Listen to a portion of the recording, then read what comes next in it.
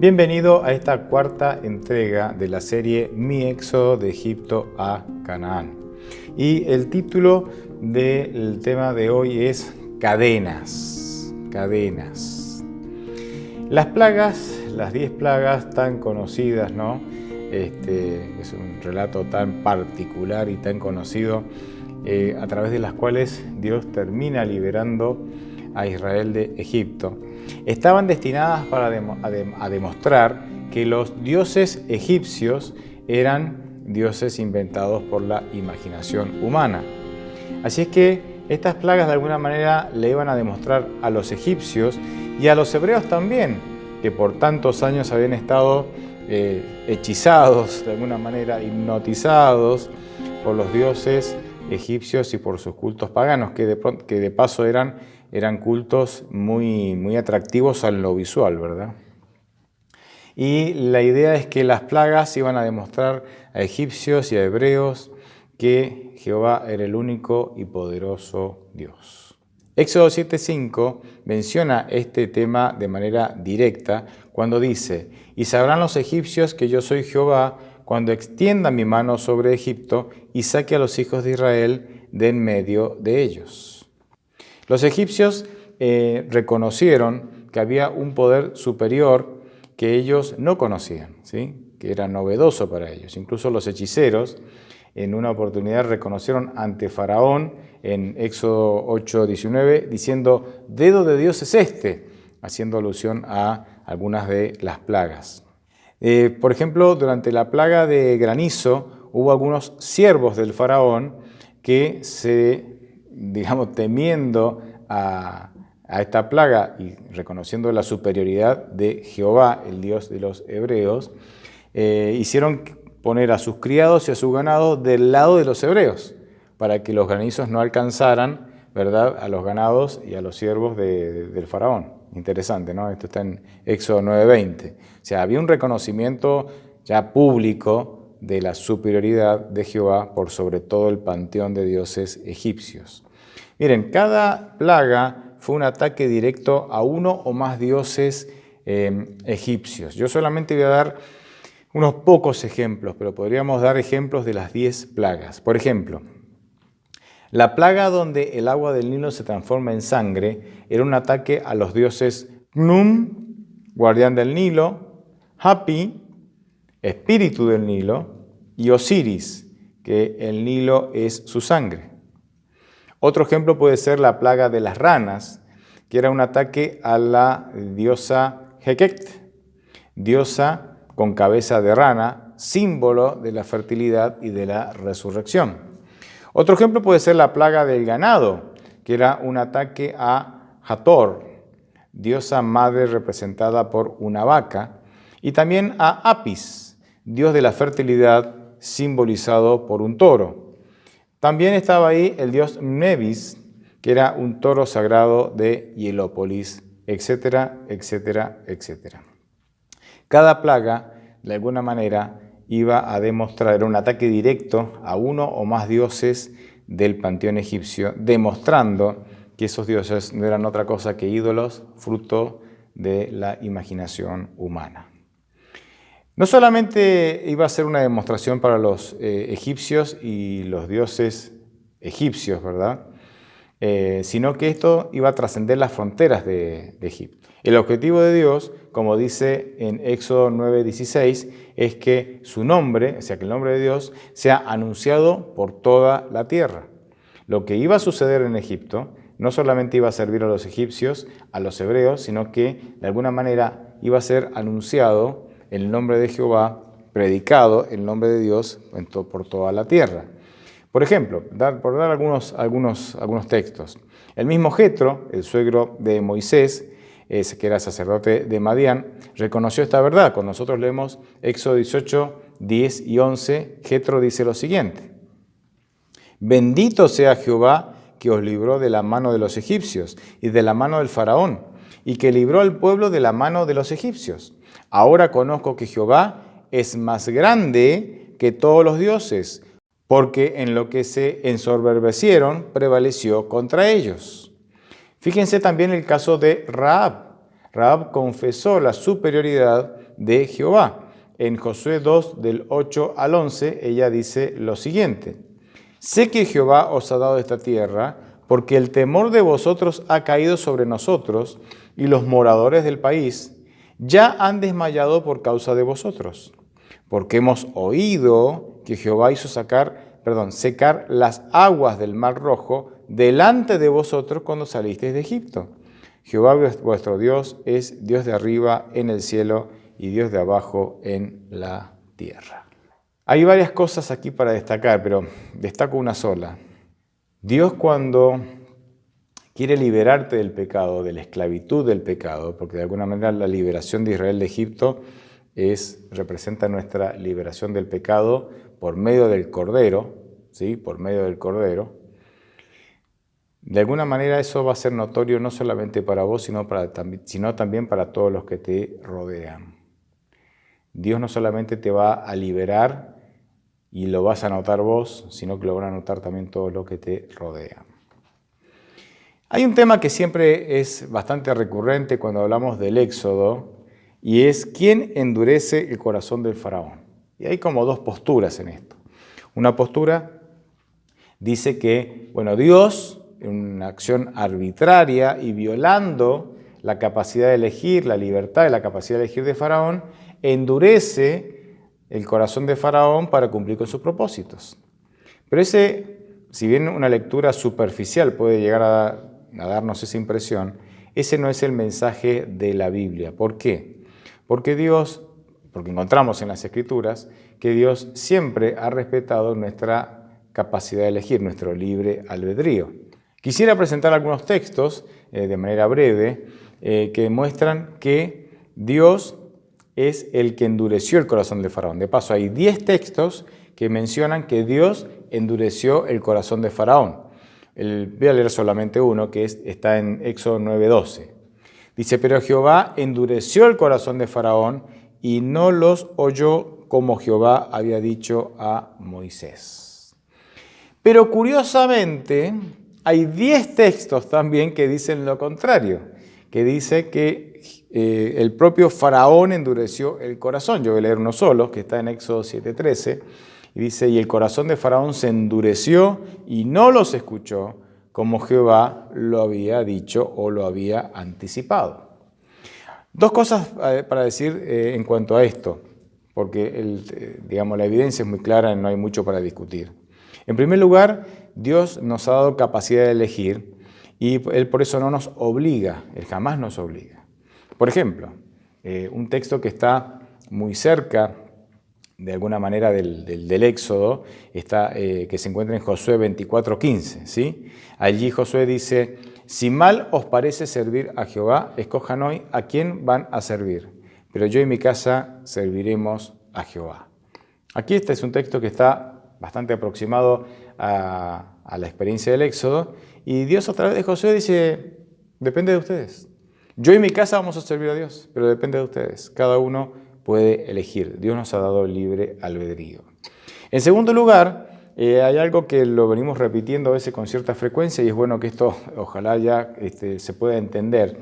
Es que en el pensamiento hebreo, Dios es responsable por lo que no evita, ¿sí? En la estructura de pensamiento hebreo, Dios es responsable por lo que no evita. Esto, el hebreo se siente muy cómodo pensando de esta manera y no representa un problema. Sin embargo, para nosotros de pensamiento occidental, esto nos cuesta entender. Que Dios no evite algo, nos parece que Dios de alguna manera tiene responsabilidad, pero para el pensamiento hebreo no. Y entonces, para ellos esto no es un problema, lo escriben de esa manera. Dios dice: Jehová endureció su corazón. Pero no fue, ellos entienden que no es lo que nosotros queremos entender. Sencillamente para ellos, como Dios es responsable de lo que no evita, y Dios no va a evitar que Faraón endurezca su corazón, porque Dios va a respetar la decisión de Faraón, el hebreo escribe estas declaraciones de esa manera, y entonces a nosotros nos da una impresión falsa, una impresión distinta a la intención original del escritor, porque nosotros tenemos otra estructura de pensamiento. Cierro esta idea de la siguiente manera.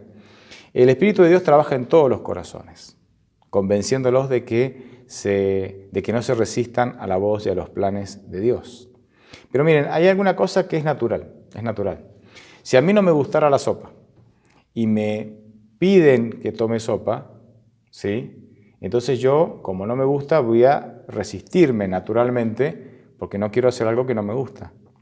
Y si la insistencia es superior, más me voy a resistir y más me voy a endurecer porque no quiero hacer algo que no me gusta.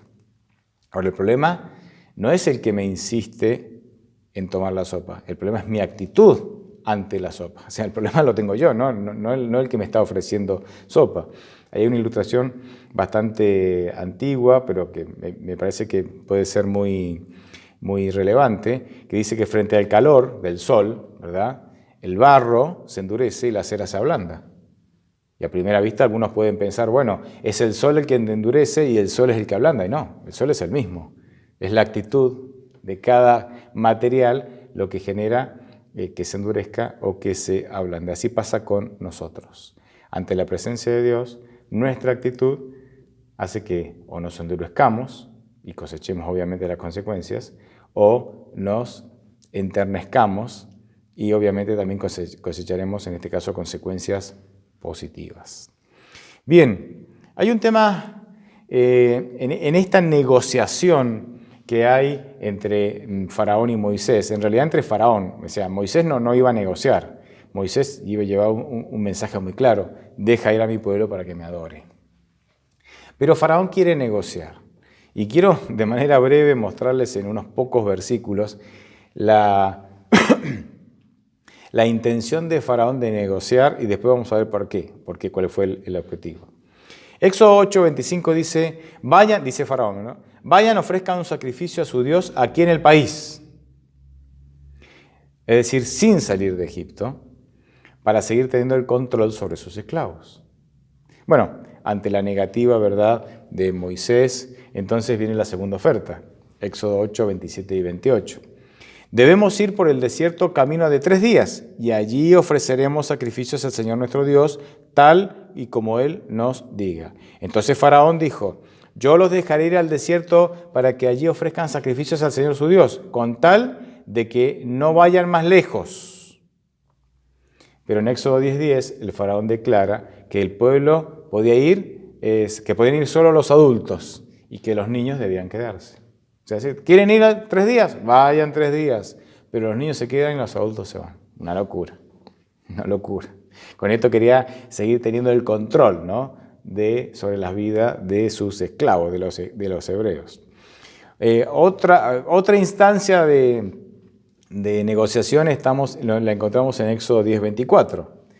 Entonces el faraón mandó llamar a Moisés y le dijo, vayan a servir al Señor y lleven con ustedes a sus niños, con tal de que dejen aquí a sus ovejas y sus vacas. Aquí vemos cómo Faraón va cediendo, ¿no? Va cediendo, bueno, ahora pueden llevar a los niños, antes no, ahora sí, pero las ovejas y las vacas se quedan acá. Pero en Éxodo 11:26 Moisés dice que el ganado también irá con ellos, porque de allí tomarán para ofrecer a Dios. De aquí saco algunas lecciones interesantes, es decir, de estas negociaciones ofrecidas o propuestas por Faraón saco algunos temas interesantes. Como sabemos, Egipto en las Escrituras representa al mundo, ¿sí? Y aquí Faraón representa a Satanás, que no desea que los hijos de Dios salgan del mundo. O sea, el interés de Satanás es que los hijos de Dios sigan viviendo según la filosofía, los valores del mundo, porque esa es su filosofía, es la filosofía de Satanás, y de esa manera Satanás puede influir en ellos, ¿sí? Entonces vemos aquí múltiples intentos de Satanás por negociar para darnos cierta libertad, pero que sigamos encadenados al mundo, igual que hizo Faraón con Israel, igual. Satanás no se preocupa tanto de que entres a una iglesia cristiana, mientras él pueda seguir teniendo ciertas cadenas que te mantengan atados a él. Es como si Satanás dijera, bueno, si insistes, está bien, ve a la iglesia, puedes ir a la iglesia, inclusive puedes bautizarte si quieres, bautizarte, no hay problema, pero quédate en Egipto. O sea, ve a visitar la iglesia, sé un turista en la iglesia, pero quédate en Egipto. No te vayas muy lejos. No necesitas abandonar el mundo. ¿Por qué irte a los extremos? ¿Por qué ser extremista? Si crees que tenés que guardar el sábado, está bien, guarda el sábado, con tal de que los otros 6 días sigas haciendo ladrillos para mí, el sábado puedes ir a la iglesia, no hay problema. No es necesario que seas tan diferente en tus hábitos de vida. No es necesario que seas tan diferente en los valores, en tu escala de prioridades y valores. No es necesario que seas tan diferente a tus amigos que continúan en el mundo. No es necesario que seas tan diferente. No seas extremista, no te vayas a los extremos. Quédate en Egipto. Egipto tiene tanto para ofrecerte. Cadenas.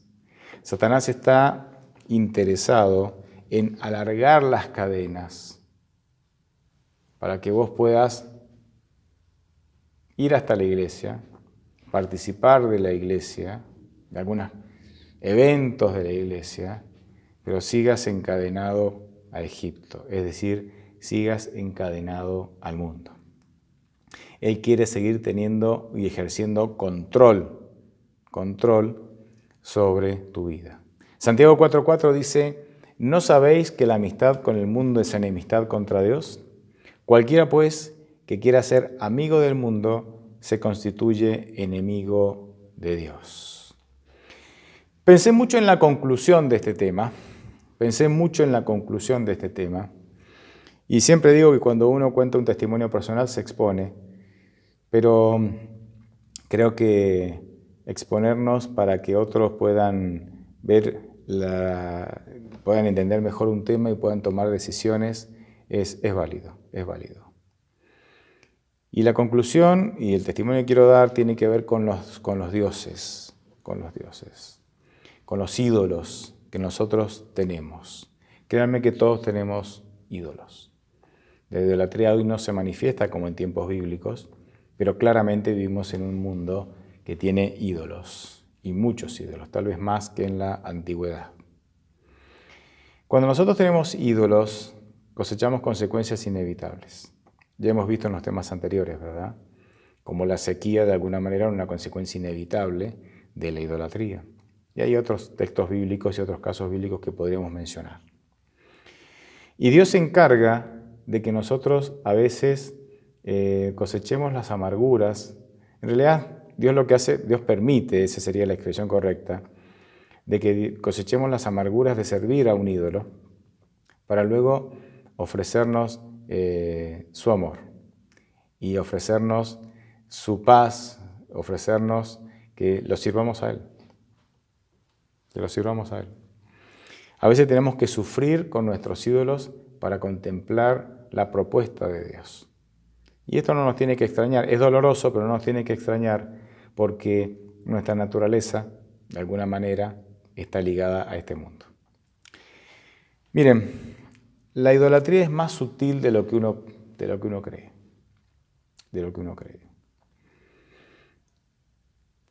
Durante 2 años, esto ya pasó hace una buena cantidad de años atrás.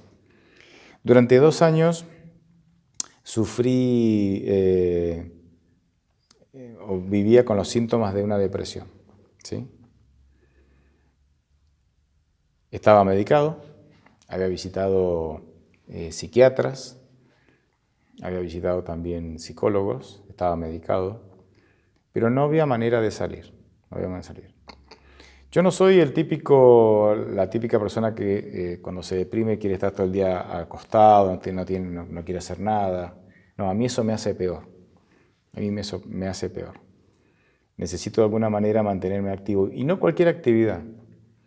Yo descubrí que cuando yo salía a compartir el Evangelio, a hacer mi trabajo, ¿no? como ministro del Evangelio, cuando yo salía a visitar, a compartir, a atender los negocios de mi padre, sentía cierto alivio en la depresión. Así que para mí el mejor antídoto era salir a compartir el Evangelio, a visitar a nuestros hermanos de iglesia, a hacer la tarea pastoral. Así que no soy el clásico, a mí la depresión no me pega por tirarme a la cama y no hacer nada,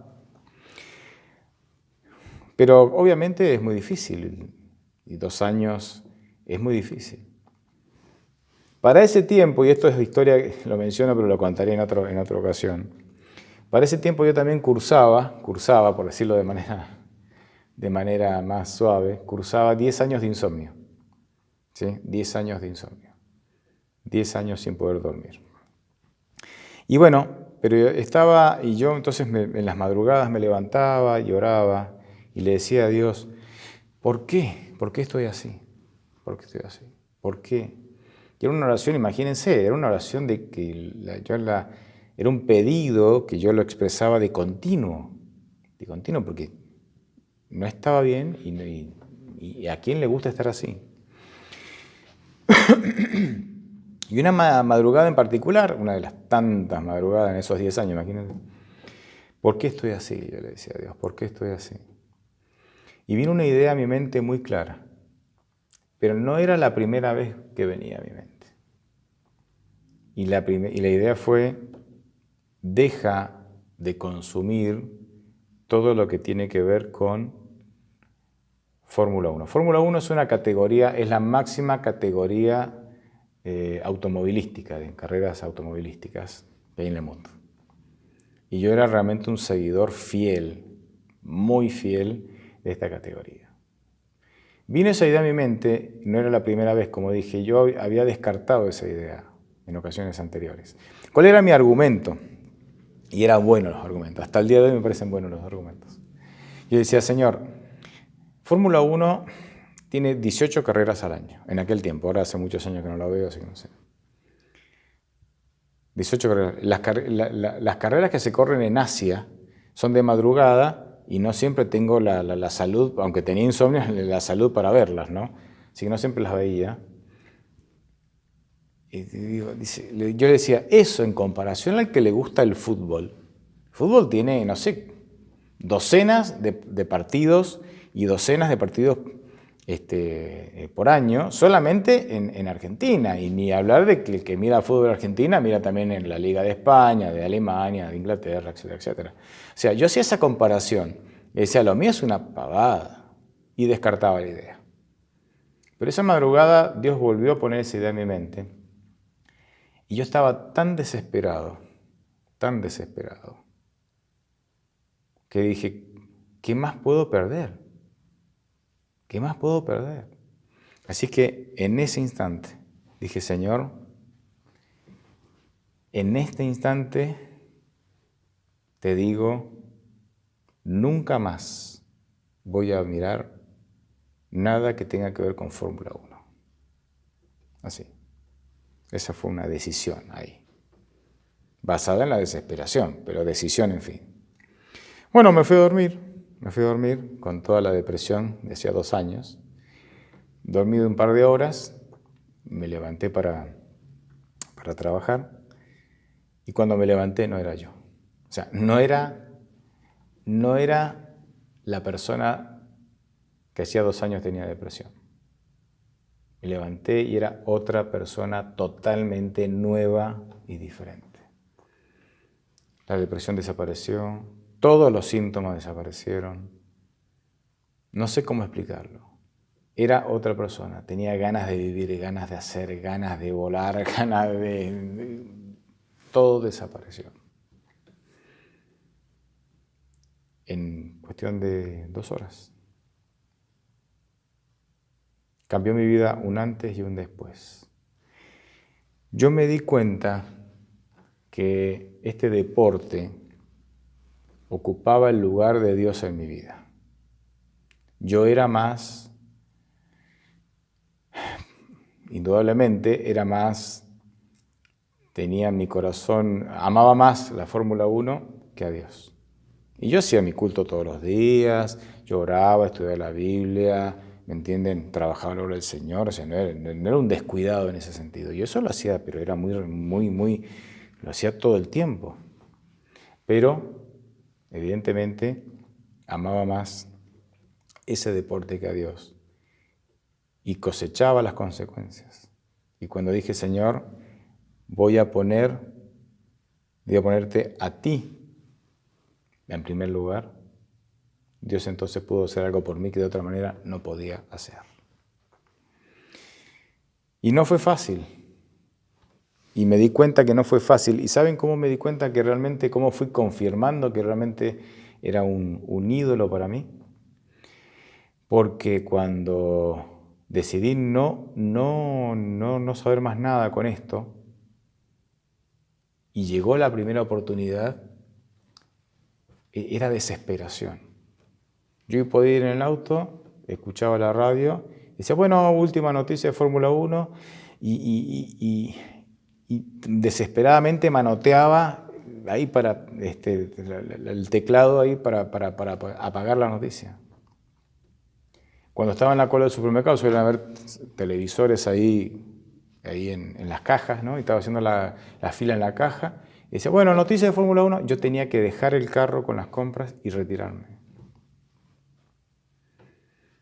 Porque era tal el grado de dependencia, no sé, afectiva, emocional que había desarrollado con ese deporte, que yo no podía, si quería mantenerme firme en mi vida con Dios, en mi relación con Dios, yo no podía escuchar. Y estuve así 2 años.